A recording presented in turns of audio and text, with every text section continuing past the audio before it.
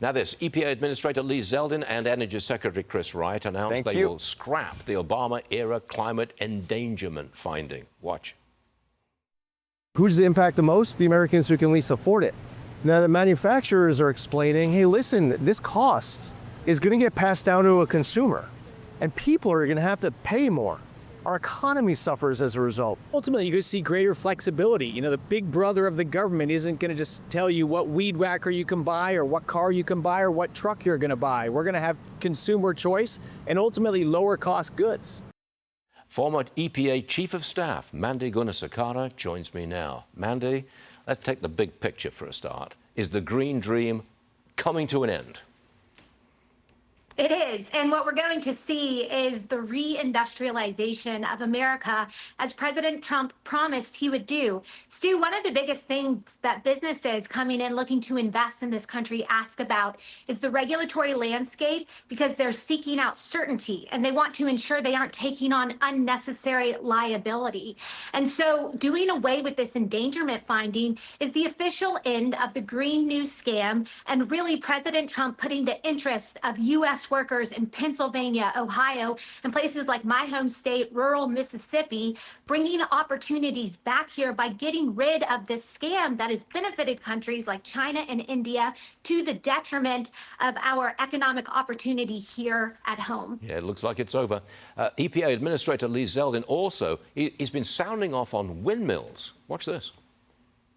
I have seen so many examples of where in this windmill conversation, the left just hasn't been honest. Many agencies have been leaning into this, where we want to be honest on economic impact, honest on environmental impact. We want to talk about these safety concerns and not hide from all of it because we're afraid to confront climate zealots who just want to see more and more wind as if it is a substitute for baseload power, which clearly it is not.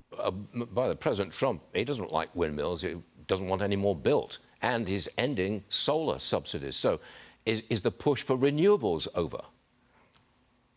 Not entirely, but what they will have to do is compete in the marketplace. Instead of getting preferential treatment by the federal government or massive taxpayer subsidies for, frankly, second-rate technologies that, as Administrator Zeldin was rightly pointing out, undermine what we really need, which is baseload energy. It comes from coal, natural gas, and increasingly nuclear energy.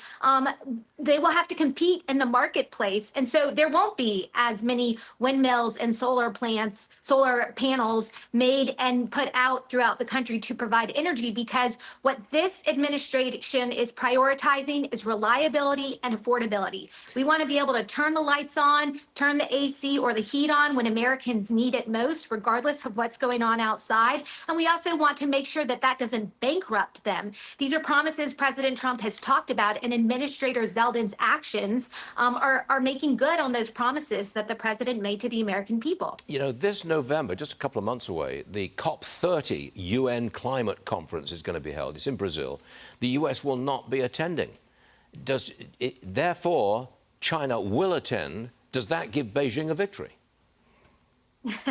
Look, China has been one of the greatest beneficiaries of this climate scam. They actually fund some of the third-party groups. They're going to be the loudest voices criticizing the good, true environmental work of this administration, because while we lose out jobs and investment here, it pops up overseas in places like China that has lackluster environmental standards and engages in egregious humanitarian actions like child labor, when we could mine those minerals here. So, yeah, China, they've already been the beneficiaries. The U.S. shouldn't invest any more time, energy, resources, or manpower going to these COPs. I've been to them, Stu. It's just a place where a bunch of activists come out and try to suppress American excellence and undermine technology sharing, which would actually lead to reduced emissions and a better environment overall. Just a bunch of activists. I was wondering what you were going to say. Mandy Gunasekara, thank you very much for joining us this morning. Good stuff.